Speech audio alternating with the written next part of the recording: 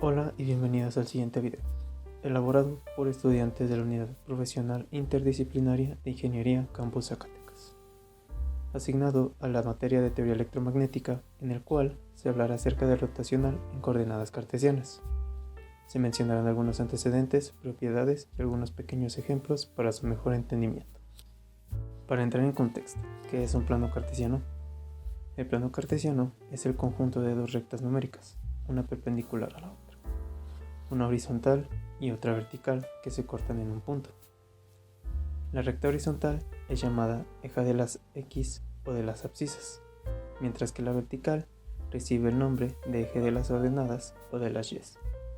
El punto donde se cortan recibe el nombre de origen. En este mismo plano se pueden colocar puntos asociados a un valor de las X y a uno de las Y, respectivamente. Un conjunto de puntos puede formar líneas, las cuales pueden formar figuras. El rotacional de un plano cartesiano es un operador vectorial sobre campos vectoriales definidos, que muestran la tendencia de un campo vectorial a inducir rotación alrededor de un punto. De manera matemática, esta idea se expresa como el límite de la circulación del campo vectorial, cuando la curva sobre la que se integra se reduce a un punto. Aquí, delta S es el área de la superficie apoyada en la curva C, que se reduce a un punto. El resultado de este límite no es el rotacional completo, sino solo su componente según la dirección normal a delta S y orientada según la regla de la mano derecha. Para obtener el rotacional completo deberán calcularse tres límites, considerando tres curvas situadas en planos perpendiculares.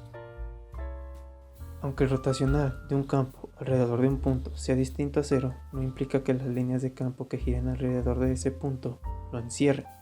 Por ejemplo, el campo de velocidades de un fluido que circula por una tubería posee un rotacional no nulo en todas sus partes, salvo en el eje central, pese a que la corriente fluye en línea recta.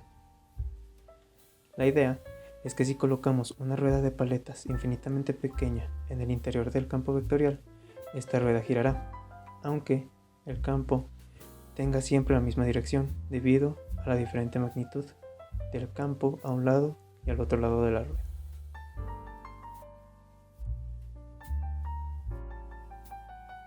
James McCulloch, nacido en 1809 en Irlanda, fue un matemático y físico que estaba mayormente en el campo de la óptica. Es también reconocido por sus aportes a la geometría. La mayoría de sus trabajos significativos se publicaron a mediados de la década de 1830. La obra más importante que tuvo fue Ensayo hacia una teoría de refracción y reflexión cristalinas, presentada a la Real Academia de Irlanda en diciembre de 1839. Aquí es donde por primera vez es definido el giro alrededor de un punto de un campo vectorial. El concepto sería finalmente nombrado por James Clerk Maxwell en 1870 como rotacional, aparte de sus demás aportaciones a la física. ¿Quién fue James Clerk Maxwell? Fue un físico teórico y matemático escocés. Se educó en la Universidad de Edimburgo en 1846 a 1850 y en la Universidad de Cambridge de 1850 a 1854, donde estudió matemáticas. En Cambridge obtuvo los honores de segundo Wrangler y primer Smith-Priceman. Famoso por reunir una gran cantidad de ecuaciones, experimentos y observaciones relacionadas con la electricidad y magnetismo en una teoría electromagnética consistente. Produjo el conjunto de ecuaciones ya anteriormente mencionadas, ecuaciones de Maxwell, que explican las propiedades de los campos magnéticos y eléctricos que ayudan a mostrar que la luz es una onda electromagnética. El trabajo de Maxwell en el electromagnetismo se inspiró en su análisis del trabajo de otras personas como André Marie Ampère, Hans Christian Oersted y especialmente en Michael Faraday. Maxwell usó las matemáticas para investigar las causas fundamentales del comportamiento eléctrico y magnético, las ecuaciones de Maxwell, pero estas ecuaciones generalmente no se enseñan hasta años muy posteriores de física universitaria o cursos de matemática aplicada porque ya son temas muy avanzados.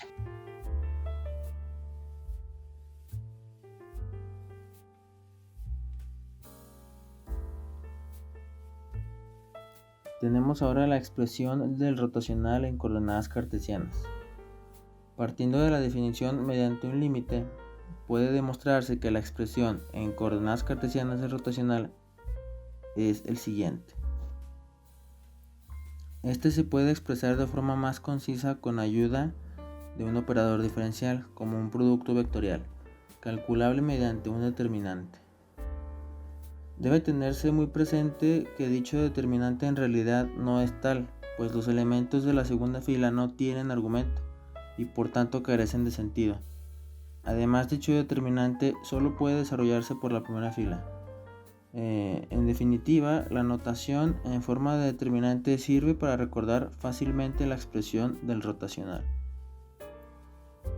En la notación de Einstein, con el símbolo de Levi-Civita se puede escribir de la siguiente manera. Expresiones en otros sistemas de coordenadas. Si se emplean sistemas de coordenadas diferentes del cartesiano, la expresión debe generalizarse para incluir el que los vectores de la base dependen de la posición. Para un sistema de coordenadas ortogonales, como las cartesianas, las cilíndricas o las esféricas, la expresión general precisa de los factores de escala, donde en cartesianas hx es igual a hy igual a hz igual a 1.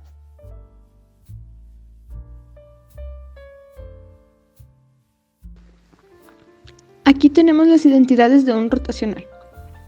En primer lugar, tenemos que de manera general, en coordenadas cartesianas, el rotacional de un producto de vectores de campo v y f se puede expresar de la siguiente manera. Si en la expresión anterior intercambiamos el vector de campo v y el operador gradiente, obtenemos el producto vectorial de un vector de campo con el rotacional de otro. El rotacional del rotacional de un vector de campo se expresa de la siguiente manera, donde el operador laplaciano de f se representa como gradiente al cuadrado f. El rotacional del gradiente de un campo escalar phi cualquiera es siempre nulo. Y por último, nos dice que si phi es una función escalar y f un vector de campo, entonces se tiene lo siguiente.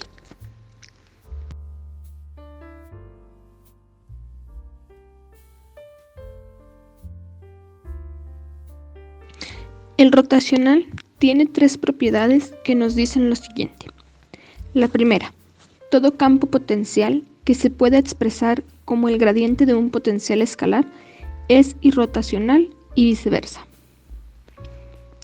La segunda, todo campo central, esto quiere decir que depende únicamente de la distancia al centro, es irrotacional.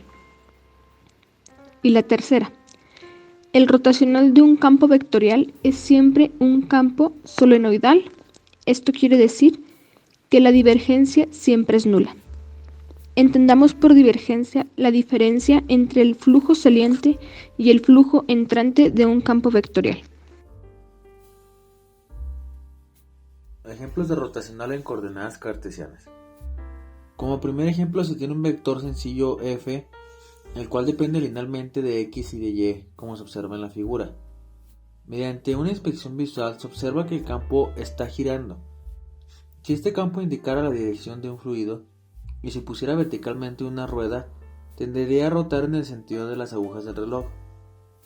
Utilizando la regla de la mano derecha, el vector rotacional apuntará a la parte negativa del eje z y no contendrá componente en el eje x o y. Calculando el rotacional obtenemos un vector que solo está en la parte negativa del eje z. En este caso, el rotacional es constante, independientemente de su posición.